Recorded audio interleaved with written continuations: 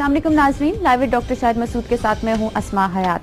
उज़ैर बलोच की JIT मंजर आम पर आ गई है, लेकिन क्या ये वही JIT है जिसका जिक्र कई माह से इस प्रोग्राम में किया गया है? जबकि दूसरी तरफ chief justice of Pakistan Istanbul से वतन वापस रवाना हो गए और आने वाले 1-2 रोज़ में पानामा लीक्स की तहकीकाती कमीशन के हवाले से अहम फैसले सामने आ सकते हैं। दूसरी तरफ डॉक्टर आसिम हुसैन ने कहा है कि उनके खिलाफ झूठे मुकदमात बनाए जा रहे हैं और अयान अली का कहना है कि उन्हें सियासी इंतकाम का निशाना बनाया जा रहा है। डिस्कस करेंगे डॉक्टर शाहिद मसूद साहब से। अस्सलाम वालेकुम डॉक्टर साहब, कैसे हैं आप? जी अल्लाह का शुक्र है। और नाज़रीन डॉक्टर साहब, सबसे पहले उज़ैर बलोच के हवाले से जिक्र करेंगे। उज़ैर बलोच की JIT जो आज मंजर आम पर आई है, क्या ये वही JIT है जिसका जिक्र आप इससे पहले करते रहे? ये मुकम्मल JIT सामने नहीं आई। और इससे पहले कि आप ये बताएं कि मैंने क्या जिक्र किया था, मुकम्मल JIT सामने नहीं आई। जो मुकम्मल JIT है उसके ऊपर सिंध पुलिस साइन नहीं कर रही। ये JIT का वो हिस्सा है जो कि क्रिमिनल एलिमेंट्स से रिलेटेड है। इसका जो पॉलिटिकल सियासी शख्सियात हैं, जो फिदा हुसैन जावरी साहब को बनाया गया था सिंध पुलिस के जो SSP हैं, उनके हवाले से मैंने पहले बात की थी, वो उसके पॉलिटिकल साइड पे साइन नहीं कर रहे।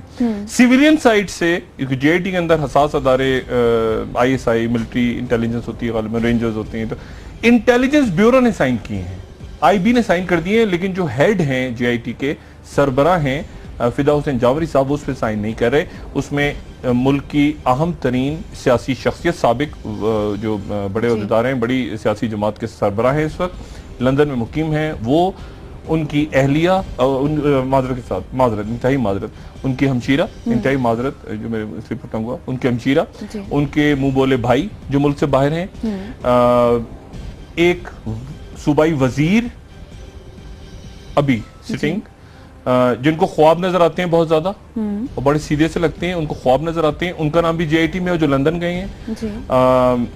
मैं कुछ नाम ले भी सकता हूँ यहाँ पे।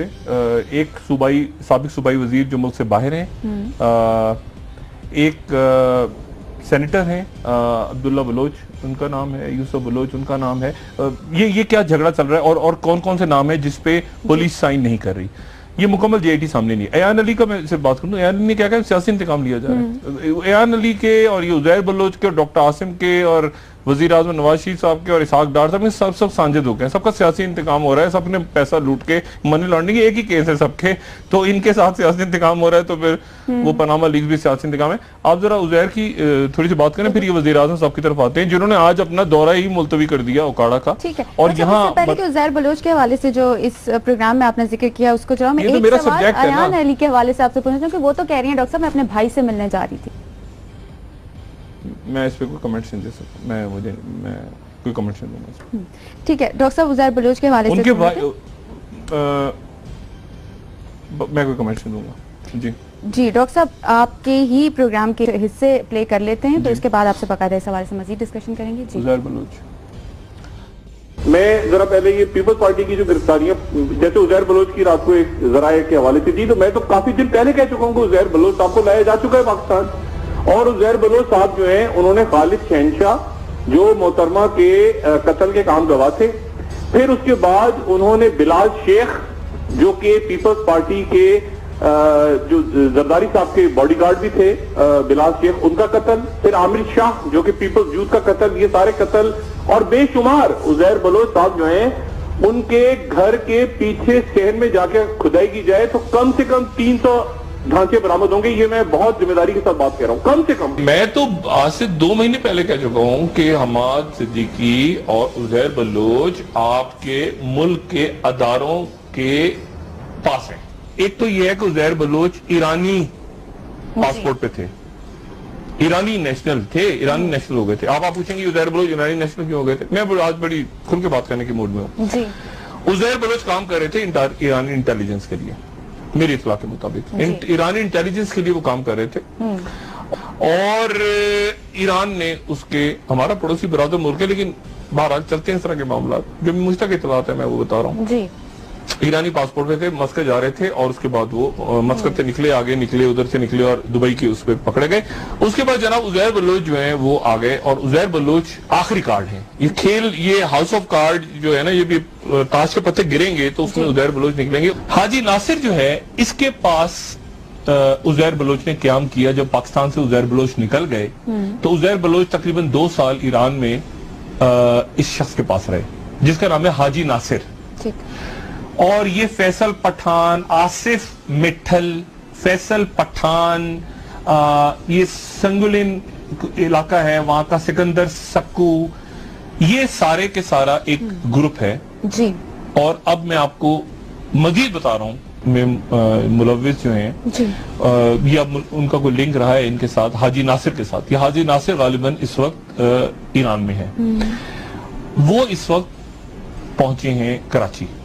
और साहब में जिनका नाम लिया है उज़ैर बलोच ने, एक तो पुलिस वाले हैं उनका नाम लिया है। अब मुझे नहीं पता कि वो एक तो यानी आईजी सिंध लेवल के लोग जो हैं उनका नाम अगर आने लगे, इकबाल महमूद साहब होते थे और वो अब FIA में आना चाह रहे हैं, तो मेरे लिए बड़ी हैरानकुन बात थी कि साबिक आईजी सिंध का नाम कैसे है। लेकिन फिर मुझे बताया गया कि उज़ैर बलोच ने साबिक आईजी सिंध का भी नाम लिया है। वो जो पुलिस ऑफिसर्स की लिस्ट तैयार हो रही है उसमें बहुत ज्यादा नाम लिए हैं।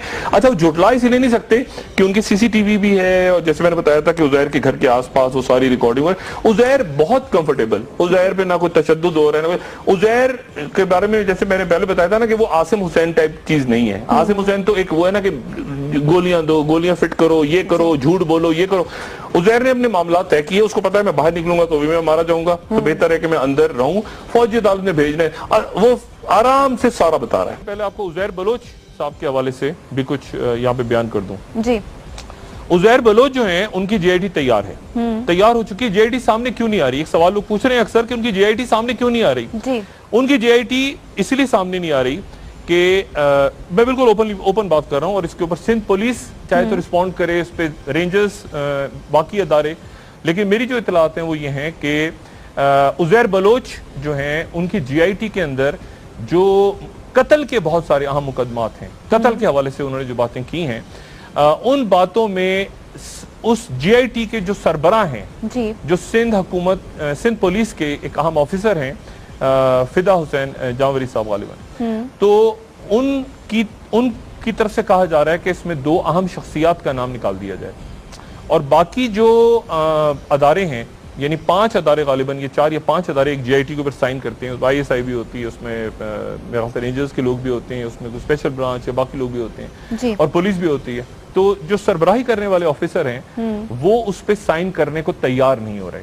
वो कह रहे हैं कि मैं इस पर साइन उस सूरत में करूंगा जब ये 2 नाम निकाल दिए जाएंगे जो अहम तरीन सियासी शख्सियात, जो उज़ैर बलोच का कहना ये कि उनके कहने पे मैंने ये कत्ल किए, और उसमें अरशद पप्पू के कत्ल का केस है, और इसमें 6 हैं, 5 या 6 ऐसे मुकदमात हैं जिसमें इनिशियली ये रिपोर्ट सामने आएगी। और ये जो मेरे पास जो इतलात हैं वो ये हैं कि वो अगले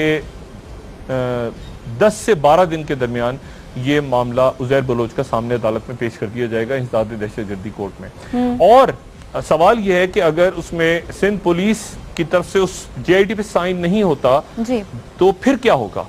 फिर ये होगा कि वो जो बाकी अदारे हैं वो सारे के सारे ये कह रहे हैं कि हम अपना डिसेंटिंग नोट डाल के अदालत में पेश कर देंगे कि ये पुलिस ने साइन नहीं किए, लेकिन ये ओरिजिनल रिपोर्ट थी जो JIT रिपोर्ट थी। तो मामला इस हद तक उज़ैर बलोच का खराब है JIT के हवाले से।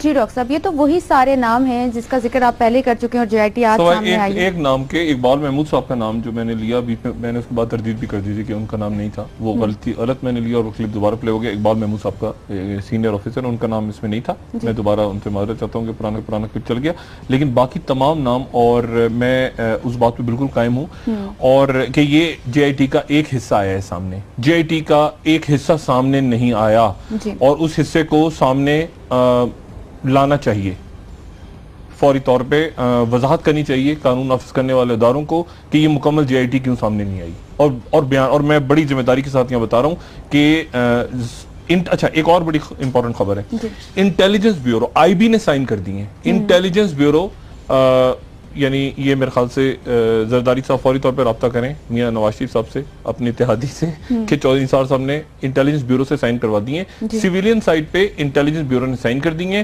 रेंजर्स के साइन है, ISI के साइन, MI, बाकी जो भी अदारे होते हैं, लेकिन सिंध पुलिस उस हिस्से पे साइन नहीं कर रही जिस हिस्से में मैंने आपको बताया कि 2 अहम शख्सियात, एक अहम शख्सियत और उनके हमशीरा, और उसके अलावा जो है वो उनके मुंह बोले भाई, एक मौजूदा वजीर जो कि जो ख्वाब बहुत ज्यादा देखते हैं, उनका नाम भी मैं हैरान हूं उनका नाम सुन के, एक साबिक वजीर, 2 साबिक सूबाई वज़रा और 2 सेनेटर्स, ठीक है, यूसुफ बलोच और अब्दुल्ला बलोच, इनके नाम मौजूद हैं सियासी नामों में, और वो सियासी नामों की लिस्ट जो है वो JIT रुक गई है, ये नामुकम्मल JIT सामने आ रही है।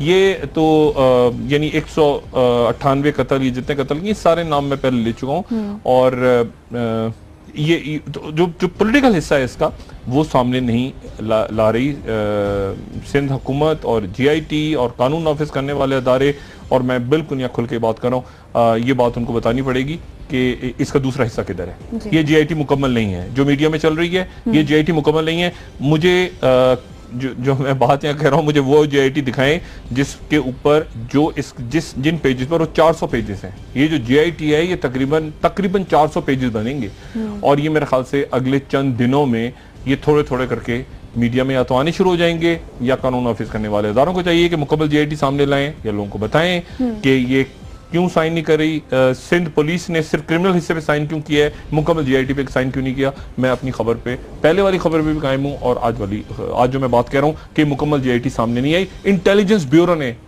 IB ने साइन कर दिया सिविलियन साइड से, ये एक इंपॉर्टेंट बात है कि IB ने साइन किया, सिर्फ IB ने, बाकी सिंध पुलिस जो है इस पे, और वो जाहिर पहले मैंने बताया था कि फिदाउद्दीन जामरी साहब को इसलिए लाया गया था, हेड बनाया गया था कि उनका साइन होगा। वो कहते हैं कि मैं सवाल ही पैदा नहीं होता कि इसमें इन नामों की मौजूदगी में, मैं तो लाया ही इसलिए गया था, मुझे तो बनाया ही इसलिए गया था, इस ओहदे पे रखा इसलिए गया था कि मैं ये मामला आगे चलेगा JIT वाला, तो मुझे साइन करने पड़ेंगे, तो मैं तो साइन नहीं कर सकता। तो ये एक बड़ा आप समझेंगे डेडलॉक है इस वक्त, और बड़ी संगीन मेरे ख्याल से सूरत हाल है कि एक JIT है और उसका एक हिस्सा सामने आ गया है, और एक हिस्सा उसका मेरा ख्याल है तो डॉक्टर साहब इसकी क्या वजह है, इतनी कंफ्यूजन क्यों क्रिएट की जा रही है? देखिए मैं तो खुल की बात कर रहा हूँ ना, मैं कह रहा हूँ कि ये मुकम्मल JIT नहीं है, ये जो ना उज़ैर बलोच की JIT सामने है, नहीं, इसको कंप्लीट JIT लोगों के सामने सिंध हुकूमत लेकर आए, या अदालत कहे कि ये क्या मुकम्मल JIT, स्टेट सवाल पूछें कि क्या ये अदालत सवाल करे कि क्या ये आपने पूरी JIT शामिल करवाई है, और सबसे पूछें, रेंजर से पूछें, पुलिस से पूछें, सिंध हुकूमत से पूछें, सब सारे अदारों से पूछें कि ये क्या मुकम्मल JIT है या उसका एक हिस्सा है, और कौन सा हिस्सा ऐसा है जिसपे बाकी अदारों ने साइन कर दिए लेकिन सिंध पुलिस साइन नहीं कर रही, क्या वजह है? क्या सिंध पुलिस है या ये एक किसी के घर के मुलाजिम है कि आप साइन नहीं कर रहे? आपके सामने अगर एक चीज आई है और आपके सामने बात हुई है तो क्यों साइन नहीं कर रहे भाई? ये पोलिटिसाइज बात वही रहेगी ना कि सियासी, आपने सियासी, और आज वो इकरार के साथ जो हुआ है वो सारी दुनिया देख रही तमाशा, जो हमारे इकरारुल हसन के साथ, अल्लाह ताला उनको खैरियत, अभी तक वो खबर चल रही है कि वो उनको थाने में रखा हुआ है। मतलब ये मुझे नहीं पता कि किस किस्म का कानून इस मुल्क में चल रहा है, यानी जिन लोगों को ये पनामा लीक्स में अभी तक अब आ रहे हैं, चीफ जस्टिस मेरे ख्याल से इस्तांबुल से उनकी फ्लाइट चल पड़ी है, उड़ गई है, मैं सॉरी चल पड़ी तो ऐसे कह रहा हूँ, रिक्शा में आ रहे हैं वो, वहां से टर्किश एयरलाइन से वो आ रहे हैं, 1 बजे गालिबन उनकी फ्लाइट यहाँ लैंड करेगी। लेकिन बात यह है कि ये जो यहाँ पे इन्होंने किया हुआ है मरकज में वफाक के अंदर, वही वो सिंध के अंदर अब वो इकरार किया है, बेचारा कह रहा हूँ भाई है मेरा छोटा, और पूरी दुनिया तमाशा देख रही है, और उसने वो अंदर चला गया है, और उसके बाद यानी आप ये देखें कि अरबों रुपए, ये बात मैंने सुबह भी, अरबों रुपया इस मुल्क का, अरबों रुपया इन्होंने अपनी सिक्योरिटी के लिए रखा हुआ है, और ये सिंध हुकूमत की बात नहीं हो रही, ये पूरे मुल्क के अशराफिया की बात हो रही है, जिनके नाम लीक्स में आ रहे हैं, पनामा लीक्स में, जिनकी जान निकली हुई है, ठीक है ना, कि करप्शन। अब ये गो नवाज गो नहीं रहा, ये गो करप्शन गो बन चुका है नारा, ये ध्यान में रखें। नवाज शरीफ तो उसके पहले है ना, जिनकी फैमिली का नाम है, ये गो करप्शन गो के मूड में है सब कौम, ये अरबों रुपया खा के। और आपको याद है वो बख्तरबंद गाड़ियों का जो इशू था कि जिसके अंदर वो पुलिस वाले बेचारे उसके ये कह रहे थे उस कंपनी को, तो उसमें भी पैसा खा रहे थे, स्कैनर में भी पैसा खा गए, और यहाँ वो सिकंदर आता है इस्लामाबाद के अंदर और हॉस्टेज बना लेता है, और फिर जमरुद खान भी एक आके और उसको इस्लामाबाद को छुड़ाते हैं। ये तो उन्होंने हाल किया हुआ है पूरे मुल्क का, और ये यानी ये अशराफिया का ये हाल है, तो आम लोगों का क्या हाल होगा? आम शहरी जो घूम रहे हैं, यानी अगर सिंध असेंबली के अंदर घुस के बजाय इसके कि 8-10 लोग इस्तीफा देते शर्म से इस्तीफा, मतलब शर्म तो खैर छोड़ दें आप बात, यानी कोई किसी किस्म का कोई इस्तीफा दे देना चाहिए था अपने ओहदों से। कई लोग सैक हो जाते आज, सैक नॉट मोतल क्या होता है? आदमी मोतल होकर घर बैठ तनख्वाह ले, सैक होते, टर्मिनेट होते, अगर और ये जो है फर्ज करें, अब ये कहते हैं ना इनकी जगह यानी इकरार ने कोई जमहूरियत डीरेल कर दी है, इकरार को अंदर रखा हुआ है, 7 चीज कर दी इकरार हसन, अब ये कहेंगे इकरार हसन जमहूरियत डीरेल कर रहे हैं। ठीक है, किस्म के हवाले से मजीद बात करते हैं, ब्रेक ले लेते हैं। कई घंटों से अंदर रखा हुआ है और उसके बाद पूरी दुनिया चीख रही है कि भाई आपने किस किस्म की सिक्योरिटी रखी थी वहां सिंध असेंबली में। ठीक, और इनके हवाले से मजीद बात करते हैं। जिनके ऊपर साइन करना है, जिस JIT पे साइन करना है, 200 के तो कत्ल मान लिए उस बंदे ने, और किसके कहने पे कत्ल उसमें साइन नहीं कर रहे। साहब इस हवाले से मजीद बात करते हैं एक ब्रेक के बाद कि क्या ये मामला डॉक्टर मुरैयान अली की तरह लटकेगा या उज़ैर बलोच के केस में से कोई सॉल्यूशन? उज़ैर बलोच की JIT सामने मुकम्मल लाई जाए। मैं तो ये बात कह रहा हूं कि मुकम्मल लाई जाए, अदालत पूछे कि क्या ये JIT जो जमा कराई है सिंध हुकूमत से पूछी जाए, ये सवाल पूछा जाए कि क्या ये मुकम्मल, ये मेरा सब्जेक्ट है, उज़ैर बलोच मेरा सब्जेक्ट है। उसकी 3 JITs हुई है ना, एक तो रेंजर्स ने की है, एक ये JIT जो कमेटी, एक उससे पहले मैंने भी तो की थी ना गिरफ्तारी से पहले, मेरे घर पे था वो, उसको बांध के रखा हुआ था बिस्तर पे के साथ अपने, और जो रोज जूते लगाता था, तो मेरे पास जो JIT होती है ना गिरफ्तारी से पहले। कंटिन्यू करेंगे डिस्कशन, पूरी JIT पब्लिक के सामने लाई जाए। जी नाज़रीन, स्टे विद अस।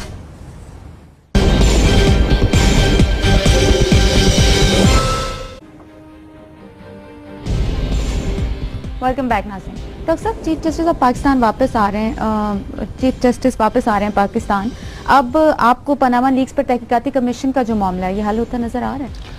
नहीं जी, ये मसला ख़राब होगा, इसलिए कि मियां नवाज शरीफ साहब को इस बात का बिल्कुल और उनको एहसास भी है जी।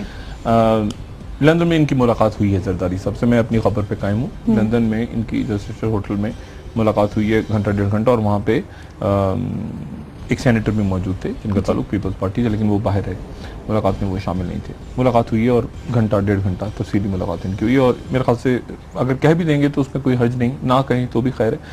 लेकिन यह है कि वज़ीर आज़म साहब ने आज अपना उकाड़ा का दौरा कैंसिल किया है, और हुकूमत जो देखें, इमरान खान को असेंबली में लाते लाते मियाँ साहब खुद असेंबली से बाहर चले गए, लेकिन उल्टा हो गया कि असेंबली में आओ, असेंबली में फैसला होगा, सारा कुछ अंदर होगा। अब मियाँ साहब खुद बाहर आ गए हैं सड़कों पे।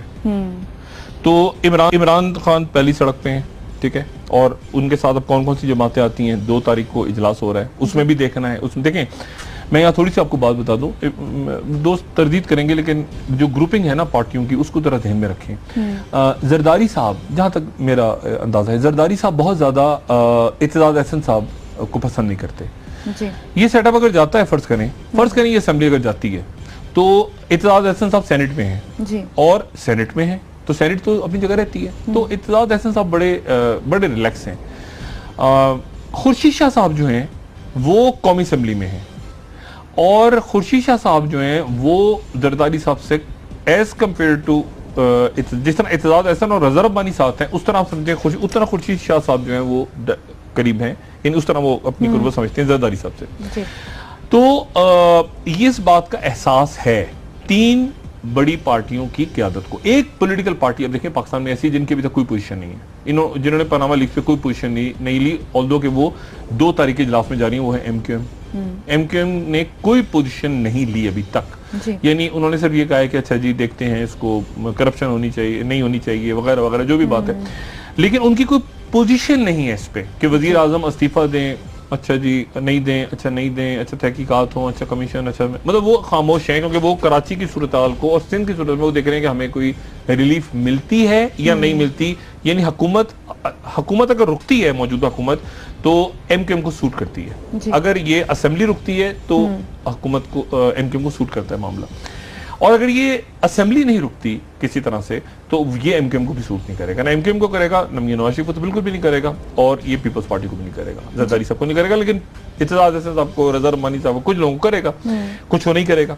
अच्छा, एक बात ये होगी, सवाल ये कि क्या असेंबली रुकेगी? मियां नवाज शरीफ साहब के पास देखिए ऑप्शंस क्या क्या हैं। नंबर 1 ऑप्शन ये है कि वो ये बात मैं बिल्कुल दोबारा दोहराता हूं कि मौजूदा अदालत के साथ मियां नवाज शरीफ साहब बहुत कंफर्टेबल नहीं है। जो रिटायर्ड जज की बात लाए थे ना, वो क्यों लाए थे? देखिए ना, कोई वजह थी तो लाए थे ना, रिटायर्ड जज होगा, फिर नाम ढूंढे गए, फिर उन्होंने इनकार कर दिया, फिर कुछ चले गए, आखिर क्या वजह थी? कोई वजह तो होगी ना कि मियां नवाज शरीफ साहब ने कहा कि रिटायर्ड जज को लाओ।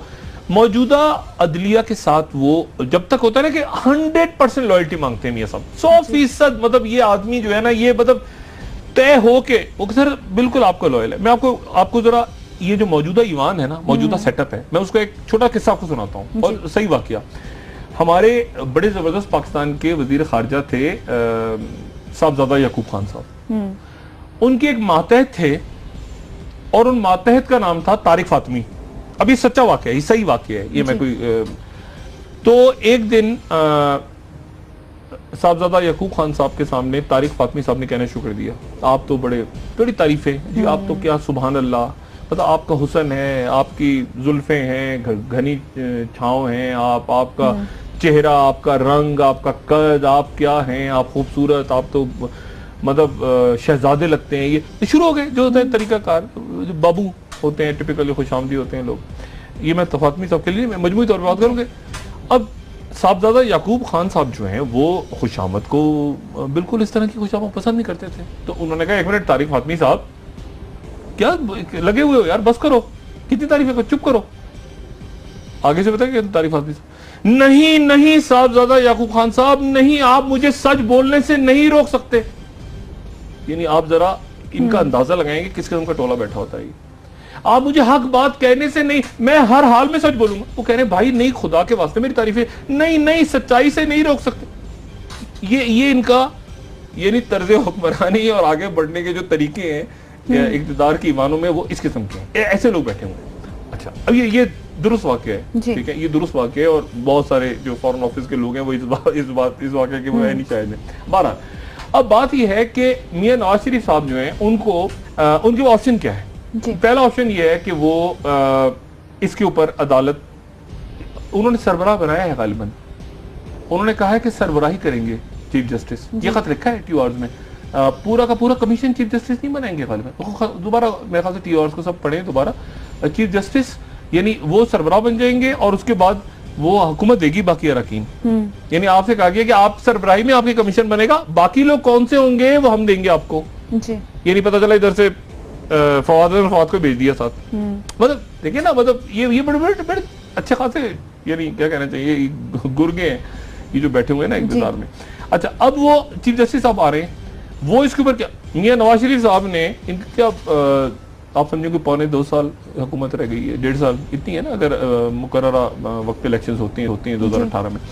मियां नवाज शरीफ साहब बाकी अरकान भेजेंगे अपनी पसंद से और ये चाहेंगे कि मामला आगे खिंचता चला जाए, लेकिन ऐसा होने नहीं जा रहा, ये मियां साहब को पता है। अच्छा, मियां साहब जो हैं वो ये चाहें, एक तो ऑप्शन ये है, दूसरा ऑप्शन ये कि सड़कों पे वो चले गए, लेकिन आज उन्होंने फिर रिवर्स किया, ओकाड़ा का जलसा कैंसिल किया उन्होंने। और क्यों कैंसिल किया, चंद एमएनए से मिलना, कुछ भी नहीं था, ऐसे ही था फजूल, ऐसी कोई पुरानी फुटेज चल गई होगी, कुछ भी नहीं, वो जलसा कैंसिल कर दिया उन्होंने। अच्छा, दूसरा एक option in house Chaudhry Nisar नहीं, शहबाज शरीफ साहब नहीं, ये मैं सारे ऑप्शन डिस्कस करता हूँ। कुलसूम नवाज साहबा शायद उनको वो लाएं, लेकिन फिर एक नया बहरान खड़ा होगा। उनको थोड़ा सा फायदा ये हो रहा है कि डेविड कैमरन ने रिजाइन नहीं किया, तो वो बार बार वो जन रिजाइन नहीं किया किसी ने भी तक। लेकिन ये जो पनामा लीक और ये जो करप्शन का मामला है और जो इखलाकी जवाज है, इखलाक देखिए, ये कहते हैं ना इखलाकी जवाज नहीं होता, इखलाकी जवाज होता है मियां सब, इखलाकी जवाज बहुत होता है, घर का एक बड़ा होता है, एक रिश्ते होते हैं, एक ताल्लुक होता है, हर जगह लिखत पढ़त नहीं होती, कागजों में नहीं लिखा होता, नहीं, इखलाकी एक इखलाक होते हैं। और ख़ास तौर पे मियां नवाज शरीफ साहब जब बात करते हैं अपने ख़ानदान की, अपने रिश्तेदारों की, अपने, तो एक इखलाकी पहलू उसका होता है और बड़ा काउंट करता है हमारे माशरे में। हर चीज़ को लिखत पढ़त के साथ, मैंने कहा ना, हर चीज़ कोई आइन कानून उससे हट के इखलाक, रिश्तेदारियाँ, ताल्लुक, वास्ते, जबान दी हुई है, किसको झूठ तो नहीं बोला, वादा कैसे किया। जब आपके हुक्मरान झूठ बोलें और चोरी करें और पकड़े जाएं उसके बाद लगे हुए हैं कि जी नहीं उनका नाम तो नहीं है, उनके, यानी अजीब सी बात हो गई कि मैं कहूँगी जी मेरी मर्सिडीज जो घर पे खड़ी है वो मेरे नाम पे नहीं है, वो मेरा माली जो, या वो जो घर पे बाहर झाड़ू लगा रहा है सड़क पे, ये तो उसके नाम पे है। वो फजूल बात करते हैं आप यार, कमाल कर, उसके पास कहां से आएगी, यानी मेरी थोड़ी है, वो तो मेरा माली काम करता है ना, उसके नाम पे ये BMW है, यार कमाल करते हैं। मेरे पास, मैं तो साइकिल पे जाता हूँ, क्या ये आप सुन रहे हैं इनकी लॉजिक। तो मेरा ख्याल है कि ये प्रेशर बढ़ेगा। ऑपोजिशन के अंदर 2 तारीख को क्रैक्स आएंगे, इसमें क्रैक्स आएंगे क्योंकि इसमें कुछ ऑपोजिशन जाएगी, कुछ कहेगी गो नवाज गो, कुछ कहेगी, देखिए गो नवाज गो तो शायद सब मान भी जाएं। ये गो करप्शन गो जो है ना, जो कि स्टार्ट कर दिया पनामा लीक ने, जिस मूड में आ गई पब्लिक, और उधर से आर्मी चीफ उन्होंने भी करप्शन की बात कर दी। देखिए ना, करप्शन के ऊपर वो ऑफिसर्स के ऊपर और मस्जिद के ऊपर भी शायद सवाल जवाब हो रहे हैं, और आने वाले दिनों में उधर से भी बात होगी कि भाई एक मिनट, अगर वहां शुरू हो गया तो यहाँ क्यों नहीं, ये अब यानी अब ये होली काउ बन गए ना, अब सिविलियंस आपके होली काउ बने हुए, उल्टा हो गया। अब ये मुकद्दस गाय है, उल्टा हो गया। पहले मिलिट्री एस्टेब्लिशमेंट मुकद्दस, अब ये मुकद्दस गाय बन गए सारे। मुकद्दस गाय कितनी सारी जो है उन्होंने मुकद्दस गाय बैठी हुई थी ना अंदर, वो इकरार घुस गए, ये सारी मुकद्दस गाय हैं। एक ब्रेक के बाद इस हवाले से मजीद डिस्कस करेंगे। आज वजीर आला पंजाब और वज़ीर दाखिला चौधरी निसार की मुलाकात हुई है, जबकि अभी तक वज़ीर आज़म से मुलाकात नहीं हुई चौधरी निसार साहब की। इस हवाले से मजीद बात करते हैं ब्रेक के बाद। ये बड़ी इंटरेस्टिंग बात है।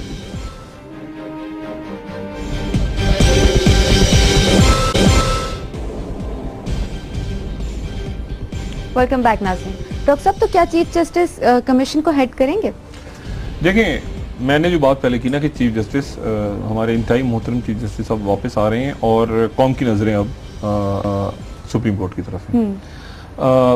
उनको क्या लेटर भेजा है कि आप जो हैं वो हेड करें इसको, इसकी सरबराही करें कमीशन की, तो बाकी लोग, बाकी उनके साथ कौन जाएगा? वो गवर्नमेंट भेजेगी, वो टीआरओ को खुद पढ़ेंगे, देखेंगे। उनको अगर समझ में आया कि मैं ये मेरा जहाँ तक ख्याल है कि वो आज़ादी से ये काम कर सकते हैं, नहीं कर सकते, क्या इसमें लीगल सूरत हाल है, वो उसके बाद यकीनन तमाम सूरत हाल को देखते हुए फैसला करेंगे। लेकिन ये जो गवर्नमेंट ने कहा है ना कि आप सरबराही करें, आप सरबराही, आपकी सरबराही में कमीशन करें, तो बाकी मेंबर्स यानी देखे ना, यानी मैंने आपसे कहा ना, ये बड़े ही होशियार लोग हैं। मैंने कहा ना, ये जो गाड़ी खड़ी है मेरे कारपोर्ट में, ये मेरी नहीं है, ये मेरे माली जो आता है रोज जो साफ करता है, देखिए ना कितने दिल लगा के साफ करता, तभी तो वो साफ करता है, उसी की गाड़ी है ना, असल में उसी की गाड़ी है। मैं तो साइकिल पे जाता हूँ, ये इस किस्म के लोग हैं ना, वो पनामा में मेरे नहीं है, उसके है, उसके। अब बात ये सारी कि वो बाकी अरकान कमीशन के उनको कौन नॉमिनेट करे, तो ये बड़ा एक इम्पोर्टेंट मामला है। दूसरा ये कि मैं अपनी उस बात पे कायम हूँ कि गो नवाज गो और गो करप्शन गो। इस मरहले पे मुल्क एक खास, एक होता है ना, एक लोगों का मिजाज बन जाता है। 2007 में मिजाज बन गया था कि जी हमें इंसाफ चाहिए, जुडिशियल मूवमेंट चल रही थी, उसका बाद में धबड़धूस हो गई, वो क्या नतीजा निकला वो अलग दास्तान है। सर पकड़ के रोते रहे, इंसाफ मिलेगा, वो क्या निकला अंदर, वो छोड़े। लेकिन इस वक्त जो है वो लोग इस ज़हनी तौर पर इस बात के लिए तैयार हो चुके हैं कि एहतसाब होना चाहिए और अक्रॉस द बोर्ड होना चाहिए। अगर जहांगीर तरीन साहब का मामला है, यानी हुकूमत उधर से कह रही जहांगीर तरीन साहब का मामला मिले, लेकिन मसला ये कि कौन सी हुकूमत, पहले तो हुकूमत होती है ना खुद, मतलब है कि यानी थानेदार को आप कहेंगे ये थानेदार करप्ट है, वो कहेंगे नहीं मैं करप्ट नहीं हूं, वो देखो ना सड़क पे भी तो चोर घूम रहा है। ओ भाई, वो तो सड़क पे घूम रहा है, तुम थानेदार हो। गवर्नमेंट अभी तक ये मियां साहब अपना केस बिल्ड ही नहीं कर पा रहे, और ना ही वो लोग जो इनके मीडिया सेल या जिनको इन्होंने रखा हुआ, जो भी लोग हैं जिनको इधर उधर इन्होंने छोड़ा हुआ है, सारे लोगों को छोड़ा हुआ भी इनका पार्लिमानी लफ्ज़ है तो मैं इन्हीं के मुताबिक इस्तेमाल कर रहा हूँ, वो अजीब बात कर रहे हैं। यानी आप समझे केस क्या है कि जी आप थाने में बैठे हैं और आप एक करप्ट पुलिस ऑफिसर, मैं कहूँ वो थानेदार आगे, यानी बिल्कुल वही केस है। वो कहे वो सड़क पे जा रहा है, वो भी तो चोर है, तो मुझे क्यों कह रहे हो मैं तो थानेदार, वो चोर नहीं है। ओ भाई, वो अगर है नहीं है, वो सड़क पे है, आप गवर्नमेंट, तो ये गवर्नमेंट में बैठ के ये दलाइल गलत दे रहे हैं।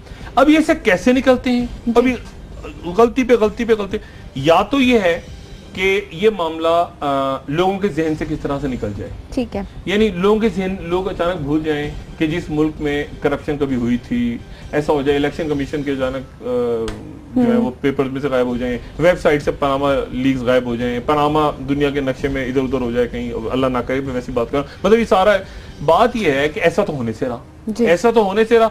अब मियां साहब के पास ऑप्शंस, या तो जरदारी साहब उनको बेल आउट करें, वो जरदारी साहब पोजीशन में नहीं है, इत्तेजाज हसन का अपनी सियासत है, खुर्शीद शाह साहब को पता है कि अगर पार्लियामेंट चली गई, ये सूरत हाल हो गई, तो कौमी असेंबली के अरकान वो किसी और मूड में है। तो मेरा ख्याल है कि ये आने वाले दिनों के अंदर, लेकिन असल बात जो है वो ये है कि एक आदमी के कोई स्टेक्स नहीं है, जमात नहीं कह रहा, शख्स की बात कर रहा हूँ, वो है इमरान खान। यानी इमरान खान के आखिर में से भी जहांगीर तरीन को निकाला ना उन्होंने, जहांगीर तरीन, यानी इमरान खान जो खुद है, इमरान खान वो तो है ना बाहर खड़ा हुआ जी। अच्छा, और उसके साथ जो पीपल्स पार्टी के लोग खड़े होंगे, मुझे यकीन है कि इत्तेजाज हसन साहब को खड़ा होना चाहिए। ये देखिए एक डिफाइनिंग मोमेंट आ गई है। मौलाना फजलुर रहमान साहब, सिराजुल हक साहब ने खुल के नहीं, फजलुर रहमान साहब तो आ जाएंगे ना, वो भी क्या इस्लामी नजरियाती कौंसल है, मौलाना साहब फैसला करें। इस्लामी नजरियाती काउंसिल वो कर लेंगे ना, बात कर लेंगे मौलाना साहब से, खैर है मौलाना साहब। इस्लामी नजरियाती काउंसिल भाई का होगा, कोई इधर उधर कोई प्रमोशन हो जाएगा वो ठीक है। मौलाना साहब जरा खुल के बात करें ना, मौलाना साहब से सेट है, मौलाना साहब को मसला नहीं होगा। अच्छा, बात यह है कि बाकी सिराजुल हक साहब ने स्टैंड ले लिया, और कौन सी जमातें अपोजिशन में, मुस्लिम लीग काफ जो है वो देखना, हाँ एएनपी को देखते हैं कि एएनपी क्या करती है। अभी एएनपी के जरा खुल के सामने आ जाए कि एएनपी का क्या स्टांस है।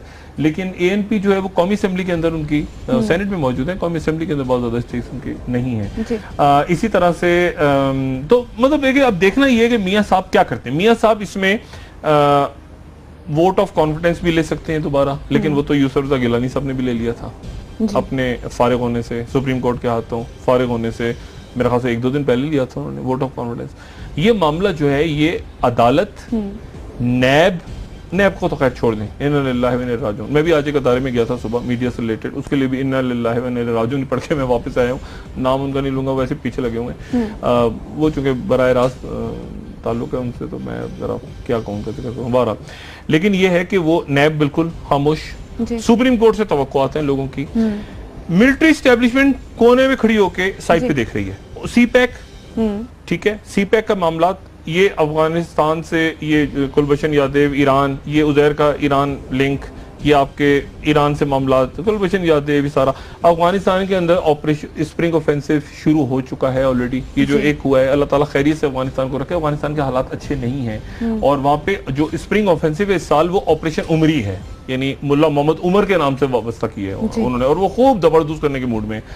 उधर से अमेरिका ने वो F-16 रोक दी, ठीक, वो कोई बड़ा इशू नहीं है, वो बड़ा हाइप बनाएंगे लोग, ठीक है। मतलब पाकिस्तान के पास भी खैर है, मतलब हम नहीं दे रहे, वो भी नहीं दे रहे। मिलिट्री एड का जो मसला है, मेरा अपना ज़ाती ख्याल है कि वहाँ लॉबी आपकी नहीं है, और आपके लोग लॉबी नहीं करते, उनको कायल नहीं करते, उनसे बात नहीं करते, उनको इंगेज नहीं करते। सफारती महाज पे आप खामोश हैं। सारे हमारे बाबू किस्म के, शरीफ किस्म के लोग बैठे हैं, अपनी वो PR बना रहे होते हैं। पूरी दुनिया में इस वक्त ये सूरत हाल है, पूरी दुनिया में हम सफारती महाज पे अच्छे खासे कमजोर हैं और खुल के लोग बात नहीं करते। वहाँ हमारी लॉबी नहीं है, वहाँ बात करने वाले लोग नहीं है, समझाने वाले लोग नहीं है, इंगेज नहीं करने वाले, उसके नतीजे में। लेकिन जो एड है ना, मिलिट्री एड, मेरा ख्याल है कि शायद उसके ऊपर आगे वो जो है ना, एड ही बंद होगी पाकिस्तान की, ऐसा नहीं होगा। मेरा ख्याल है F-16 का तो मसला अपनी जगह है, पाकिस्तान शायद इंटरेस्टेड भी नहीं है बहुत ज्यादा लेने में। मेरा अपना ख्याल है कि वो मिलिट्री एड जो है वो उसके हवाले से हमारा रिव्यू हो जाए। अगर पाकिस्तान की लॉबी वहाँ पे स्ट्रांग हुई और पाकिस्तान ने अपना केस बिल्डअप किया, मेरा ख्याल से पाकिस्तान केस बिल्डअप कर लेगा आने वाले दिनों में या हफ्तों में या महीनों में। लेकिन ये कि अमेरिका के साथ ताल्लुकात फिर कशीदा हैं, जो कि अच्छा नहीं है इन हालात में पाकिस्तान की। लेकिन ये सिविलियन हमारी गवर्नमेंट को सूट करता है, अमेरिका के साथ टुक टुक टुक दुआ मांगते रहते हैं, अमेरिका आ जाए, कहीं से अमेरिका हमारी मदद को आ जाए, ताल्लुकात खराब हो जाए। लास्ट कमेंट इस हवाले से लेना चाहूंगी, अभी इस सूरत हाल में आप अस्करी इदारों को और सिविल गवर्नमेंट को कहाँ खड़ा देख रहे हैं? अभी तक कोई मुलाकात भी नहीं हुई है, क्या वाइब्स आ रही हैं आपको आने वाले दिनों में? तनाव पड़ेगा? देखिए, मुलाकात तो होगी, लेकिन मेरा ख्याल ये है कि जैसे दानियाल अजीज साहब की बात उन्होंने कहा था ना, सिक्योरिटी इदारे, सिक्योरिटी, उन्होंने कहा सिक्योरिटी इन्फॉर्मेशन नहीं, तो उनकी मुँह से भी बाज़ दफ़ा इस तरह की बात निकल जाती है, जैसे मैं बदरती कर जाता हूँ बात।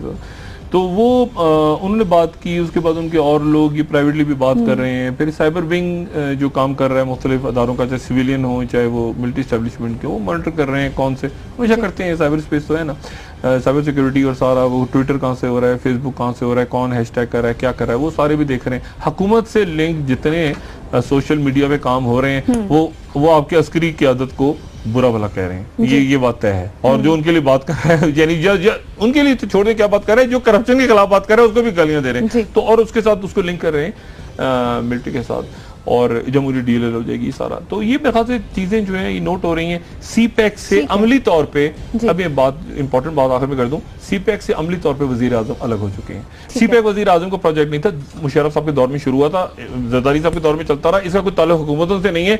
ये बस खुशकिस्मती थी कि मियां साहब के दौर में उसका वो फीता कट गया। ठीक है डॉक्टर साहब, प्रोग्राम आइंदा भी करता रहेगा, कई हुकूमतें काटेंगी, जैसे भी कल कटा था चौथी दफा, आइंदा भी करता रहेगा। प्रोग्राम का वक्त खत्म हो गया, आप शुक्रिया। नाज़रीन, हमारे साथ रहने के लिए आपका भी शुक्रिया, आपके फीडबैक का इंतजार रहेगा। आज के लिए इतना ही, डॉक्टर साहब। अपना दोस्तों रिश्तेदारों को दुआ के लोगों का सब ख्याल रखिएगा। अल्लाह हाफिज़।